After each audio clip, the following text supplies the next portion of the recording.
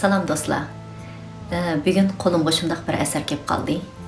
Bu asarni o'qigandan keyingi kayfiyatimni men hozir ko'pchilikka faqat suratlab berolmaydigan bir xil holatda bo'lib qoldim. Ammo bu asarni ko'pchilik bilan o'rtoqlashqim keldi. Oldi bilan asarni ko'pchilikka bir o'qib beray. Bu asarning mavzusi ishik chekish ovozini zakaz qilish degan asar ekan. Ya'ni asarga 2023-yillik eng munavvar ijodiy tafakkurga ega asar deydigan bir aniqlim berilibdi. Bu aniqlimning kimlardan kelganini bilmadim, lekin avval asarni ko'pchilik bilan o'rtoqlashay. Bultur qish xodim qisqartishda ishdan bo'sh bo'ldim. Jon beqish yuzidan vaqtincha gazet tush xizmatini qilib turishga majbur bo'ldim. Men gazet yetkazadigan bir oilaning gazet soladigan sandig'ining og'zi etib etilgan bo'g'ashqa bu uyning eshigini chekishimga to'g'ri keldi. Xeylidan keyin butun badani titrab turgan bir bo'g'ay ostag'ini eshikni ochdi.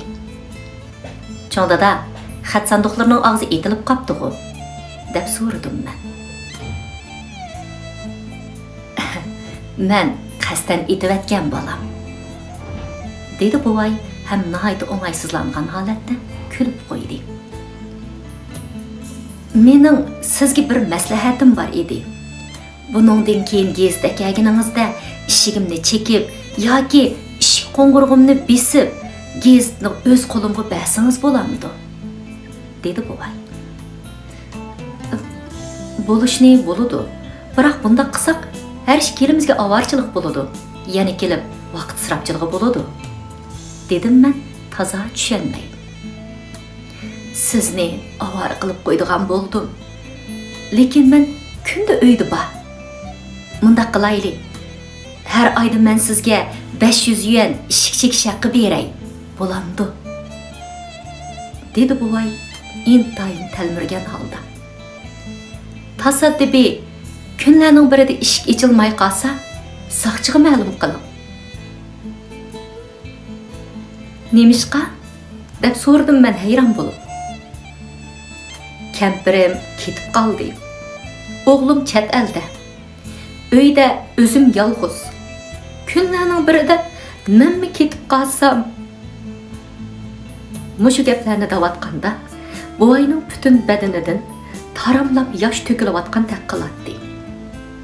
Tanlarim shurkinib ketdi. "Siz gazetni ko'gili zakaz qilmaganmi?" deb so'radim.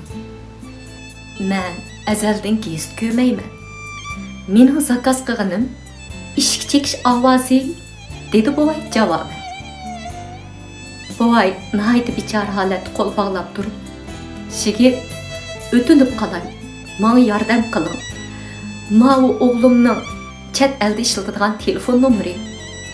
Kunlarning birida eshikni chekib ochammisangiz, mush telefonga telefon urib, o'g'limni xabarlantirib qo'ying."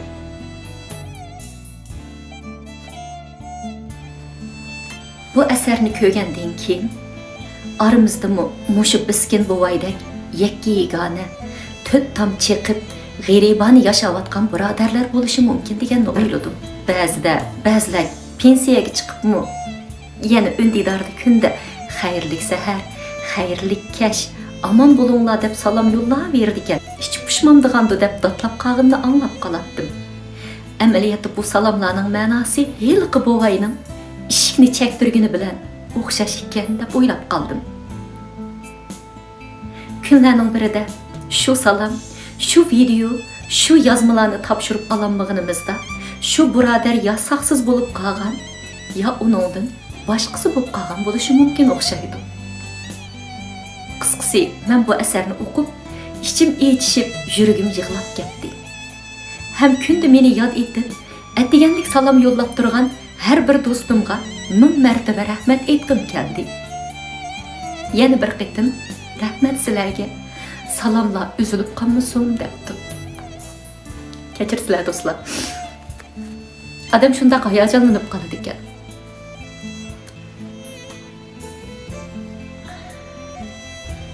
Farzandim deb jinini tasadduq qilib o'tgan shu qadrdonlarimizning hayotining oxirida g'irib sinib qolmasligini umid qilaman.